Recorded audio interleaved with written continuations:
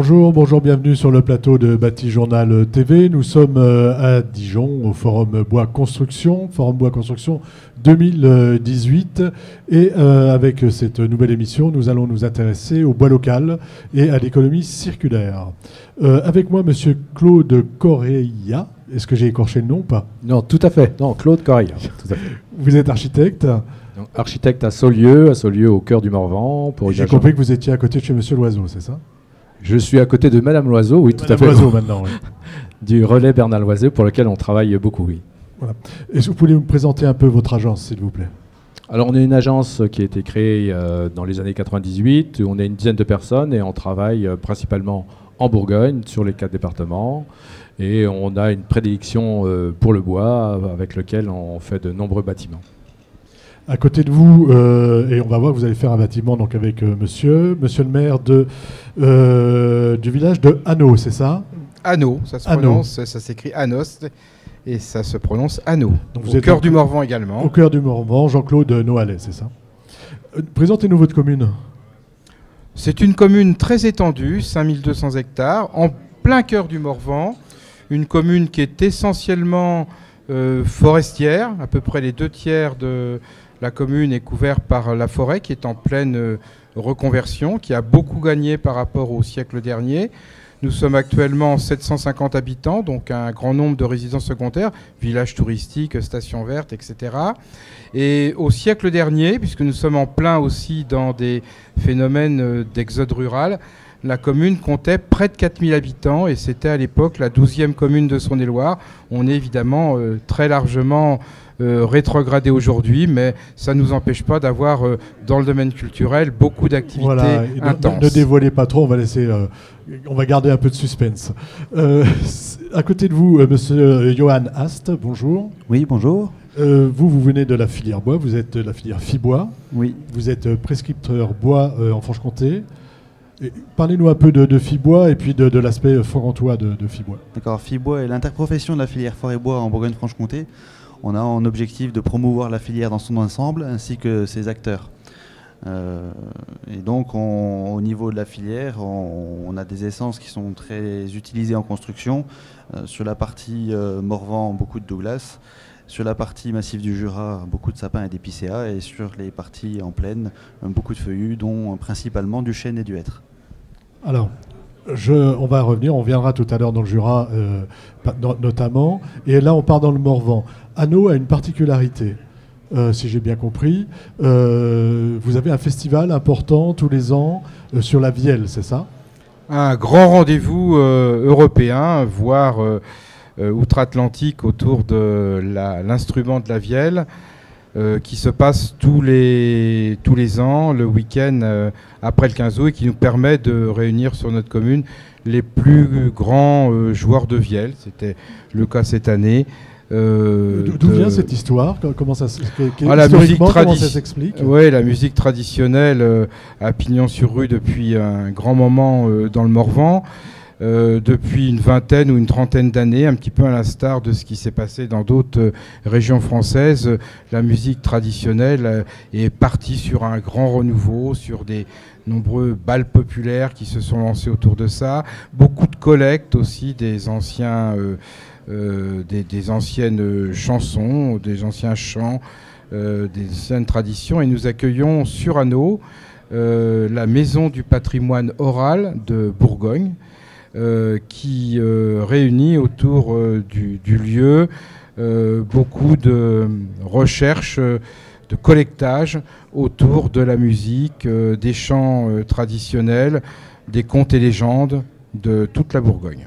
Alors ça vous a conduit à vouloir construire un bâtiment pour accueillir, entre autres, parce que je pense qu'il servira aussi à autre chose, c'est pas un festival, c'est ces rencontres. Alors effectivement, la fête de la Vielle qui est installée sur Hanau maintenant, on a fêté la 40e anniversaire cette année, installée donc sur la place centrale. Jusqu'à présent, les organisateurs de la fête de la Vielle ont installé un grand chapiteau, mais qui chaque année devait être reconstruit, donc qui coûtait à l'association des frais importants. Et on s'est engagé avec l'Union des groupes et ménétriers du Morvan, les organisateurs de la fête de la Vielle, à essayer de réduire leur coût d'installation du chapiteau en installant sur la place centrale d'Anneau une structure fixe en bois qui permette de faire une grande scène qui sera utilisée par la fête de la Vielle et ainsi de réduire leur coût. Pourquoi une halle en bois? Ça aurait pu être dans un autre matériau. Absolument. On est très engagé sur notre commune en matière d'économie d'énergie et d'économie circulaire, ce qu'on appelle. On a installé il y a 5 ans sur la commune une chaufferie communale au bois qui chauffe l'ensemble des bâtiments de la commune, qui utilise le bois local qui est déchiqueté sur place par une entreprise qui consomme peu près, je peux donner un exemple quand même de chaufferie communale, l'équivalent d'à peu près 20 hectares de croissance annuelle forestière. Donc ça, en tout cas, c'est un point fort sur lequel on appuie la commune. Et puis nous sommes également engagés dans un conseil info-énergie avec l'agence technique départementale de Saône-et-Loire, qui nous a permis de disposer d'un certain nombre de conseils pour réduire notre consommation énergétique en matière également de finances et en matière de réduction de consommation de CO2. Voilà, donc pour nous, c'était développement durable important. Absolument, c'était donc une suite logique que l'on puisse s'engager à l'intérieur de la halle, d'aller jusqu'au bout de cette démarche et d'utiliser pour nous, ça nous paraissait absolument une évidence, d'utiliser pour nous le bois local, produit localement bien sûr. Alors je me tourne vers l'architecte. Comment avez-vous intégré cette contrainte? Mais avant, je voudrais que vous nous parliez du bâtiment, que vous nous disiez en fait comment vous avez répondu à la demande de la commune. En fait, la demande était simple. C'était déjà un concours d'architectes, donc il fallait déjà choisir le maître d'œuvre. Voilà. Donc le maître d'œuvre a été choisi. Et donc nous, l'idée, c'était d'avoir un bâtiment très très simple, avec une volumétrie qui s'intègre complètement dans le paysage, dans le village, et avec une technique qui soit le plus simple possible, avec un postulat qui était: essayons d'utiliser une matière peu chère, le bois en l'occurrence, et avec des éléments qui ne sont pas forcément valorisés. Parce qu'en fait, le Morvan utilise du bois, mais n'a pas vraiment de centre de valorisation du bois. On produit du bois, mais tout ce qui va être contreplaqué, lamellé-collé est fait autre que dans notre région. Donc l'idée, c'était de pouvoir utiliser ce qu'on avait sur place sans forcément aller chercher du produit transformé, c'est ça? Exactement. En fait, c'était trouver du produit local, mais plus que ça, aussi trouver des compétences le plus locales possible. Donc c'est là où on a fait appel à un dialogue compétitif entre les entreprises pour essayer d'avoir une entreprise, pas forcément une entreprise, mais un groupement d'entreprises dans lequel étaient associés le sieur, le charpentier et tous les autres corps de métier avec lesquels on a discuté sur le projet. Et du postulat du départ en disant on va utiliser des bois courts qui pour nous étaient intéressants, on est parti avec un autre concept directement avec les entreprises parce que leur savoir-faire était plus important, pas sur les bois courts, mais sur les bois longs. Donc en fait, ce qui a changé un peu l'aspect du projet, pas dans sa volumétrie, parce qu'en fait, au niveau de l'appel d'offres, on avait réglé les choses. Il fallait que notre bâtiment soit en cohérence avec l'existant, soit un prolongement. On connaissait le toit, on connaissait les poteaux, les distances, mais la technique elle-même a changé entre les bois courts et les bois longs. Pourquoi l'utilisation de bois courts? Parce qu'on n'a pas de ressources qui nous permettent d'avoir des bois longs? Si, mais parce que le bois court, en fait, c'est des bois qui sont peu utilisés. Et nous, le postulat, c'était de dire les bois qui existent entre les couronnes de branches n'est pas utilisé et part au déchiquetage, alors qu'on peut l'utiliser. Et nous, on trouvait un assemblage qui était très très simple avec ces éléments-là. Mais en fait, qui s'est avéré peut-être pas forcément pertinent, puisque par la suite, on est tombé sur des bois longs, mais de faible section. Donc aussi, c'est un bois qui n'est pas forcément très très utilisé et qui peut être utilisé simplement avec un type d'assemblage et un type de mise en œuvre un peu particulière, et on arrive un peu dans l'arc brisé gothique au niveau de notre construction. Alors, sur la mise en œuvre un peu, enfin, déjà sur la technique, ça ressemble à quoi ces bois courts? Comment sont-ils assemblés? Et qu'est-ce que vous avez mis en place avec les entreprises? C'est-à-dire que vous êtes d'abord allé avec le scieur, éventuellement presque choisir les arbres. Je sais que ça se fait dans d'autres endroits. Est-ce que vous êtes allé dans la forêt? Est-ce que vous êtes déplacé? Est-ce qu'on a choisi les arbres? Racontez-moi un peu l'histoire du projet, puis ensuite l'histoire un peu technique du projet, c'est-à-dire ces assemblages de bois courts. Non, en fait, on n'est pas allé jusque-là. Parce qu'en fait, dans le groupement, on avait des scieurs, on n'avait pas forcément les producteurs de bois. Et ça, c'est ce qui nous manque. Et en fait, dans nos conclusions, on pense qu'il serait bien d'aller encore plus loin. En fait, dans les bois courts, ce qui nous intéressait, c'était le fait que ce bois n'était pas valorisé. Dans les bois longs, ou alors qui partait en déchet, qui est utilisé, mais pas forcément dans la construction. Donc, dans les bois longs de faible section, ce qui était intéressant, c'était l'assemblage. Comment essayer de décrypter vraiment au niveau statique notre bâtiment, comment on va pouvoir faire passer les forces, pas forcément dans un seul morceau de bois, mais dans plusieurs, dans les directions qui sont complètement appropriées pour la stabilité du bâtiment. On avait des grandes portées. Quand je dis grande portée, c'est 20 mètres et 10 mètres dans un autre sens.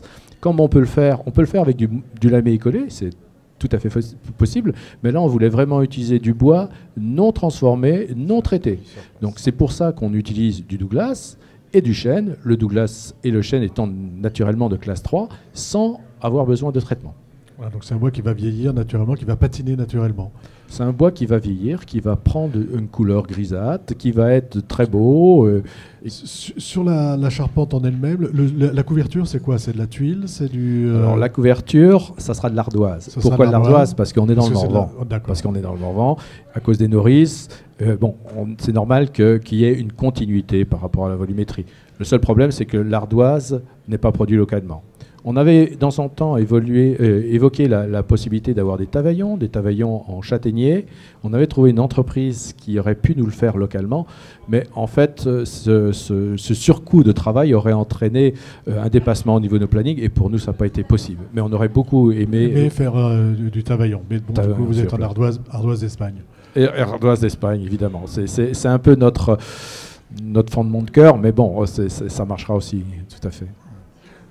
Pour vous, comment s'est passé un peu le travail entre vous deux, entre la mairie et ce groupement et l'architecte? Est-ce qu'il y avait des discussions constantes? Est-ce que petit à petit on a monté, on va dire, le chantier, quoi? On a monté le projet? Mais tout à fait, parce qu'en fait c'était un dialogue compétitif. Donc en fait, d'une image de base qui était le concours, on a évolué. L'évolution s'est faite avec des rencontres constantes, avec des coups de téléphone, avec des modifications très très importantes pour arriver à un élément final où on savait ce qu'on voulait. On voulait une halle très très simple, et on voulait un minimum de bois. Et on voulait aussi une belle image. Comme le disait tout à l'heure Herman Kaufmann, le bois c'est beau, l'architecture en bois c'est beau. Donc on voulait vraiment un objet qui soit vraiment beau, un bel objet. Un bel objet. Et ce bel objet, vous allez être satisfait?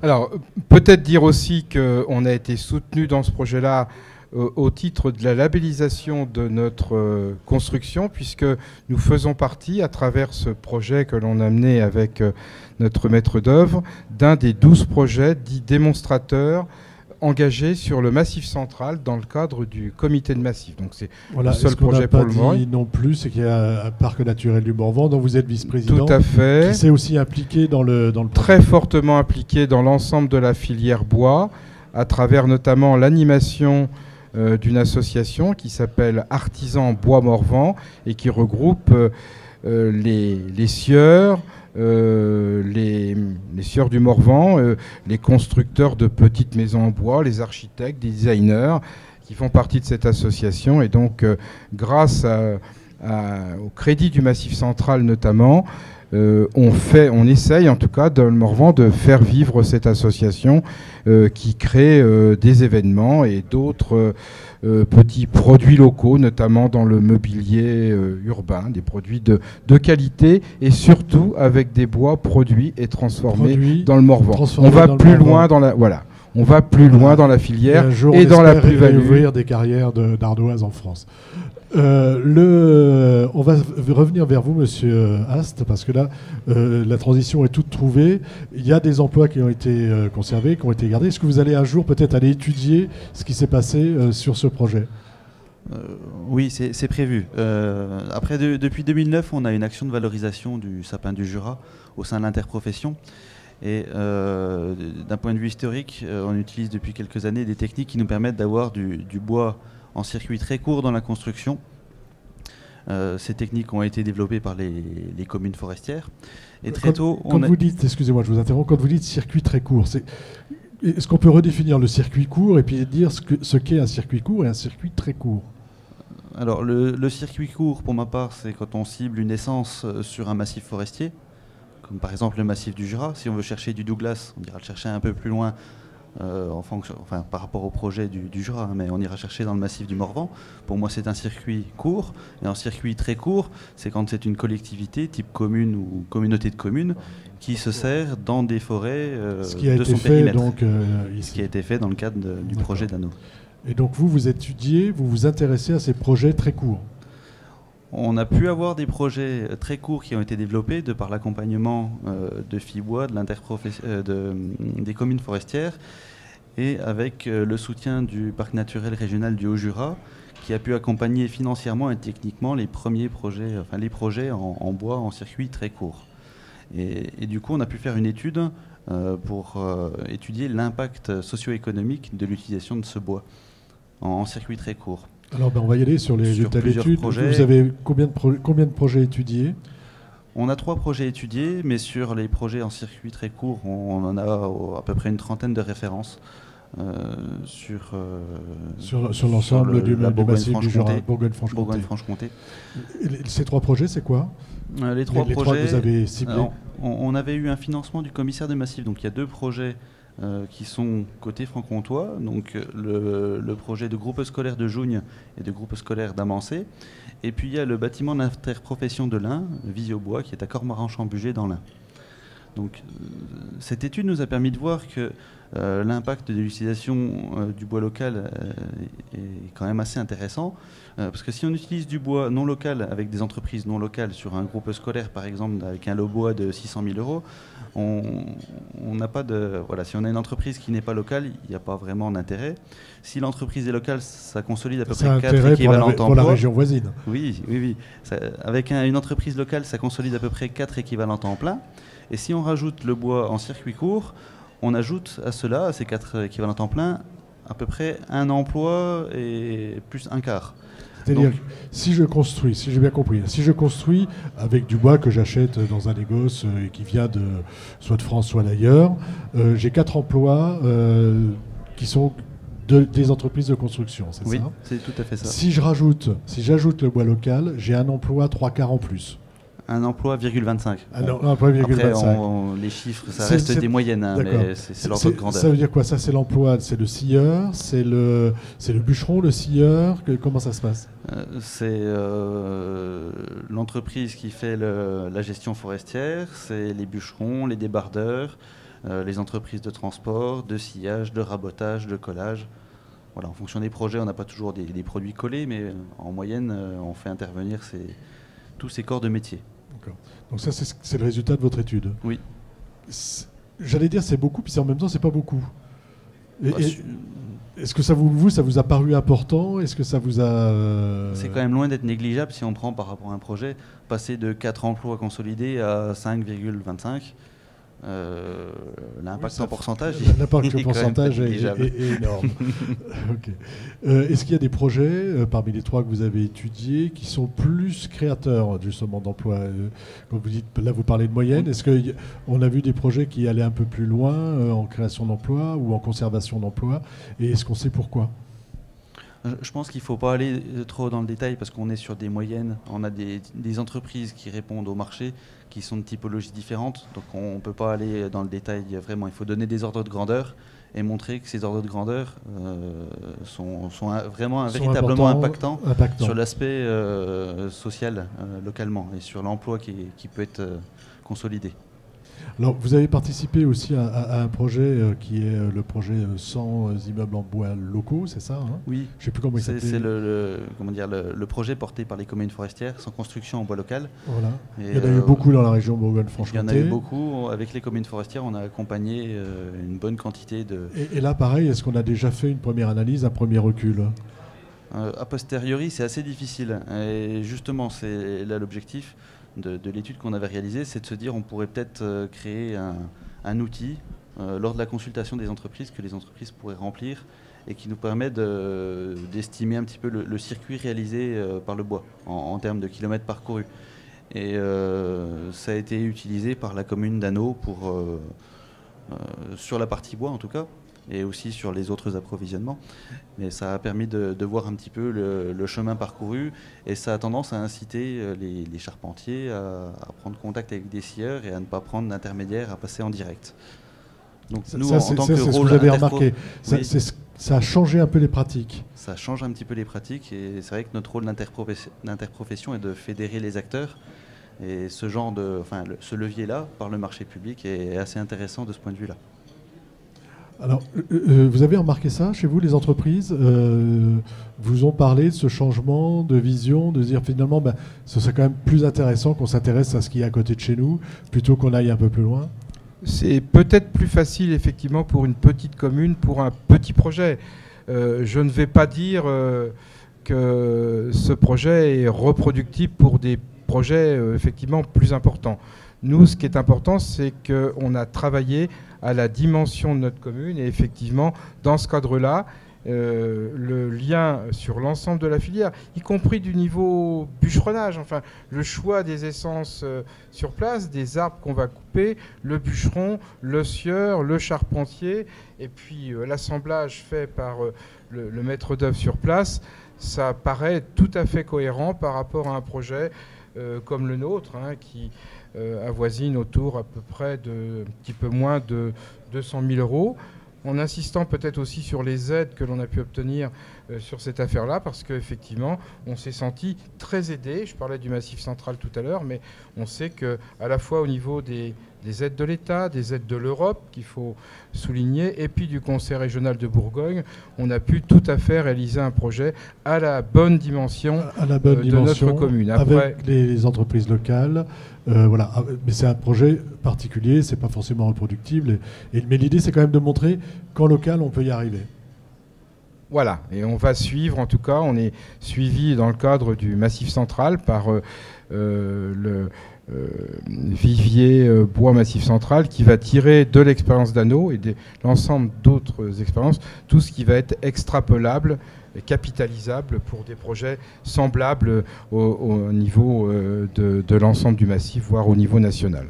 On va terminer un petit peu, allez-y, et puis dites-moi après quand est-ce que vous allez aller voir ce qui s'est passé là-bas. Pour réagir, il est vrai que ces projets en bois en circuit très court ont quand même pour but de montrer qu'on a une ressource forestière qui est tout à fait adaptée aux projets de construction qu'on a localement, et aussi les savoir-faire en termes de transformation qui sont sur place.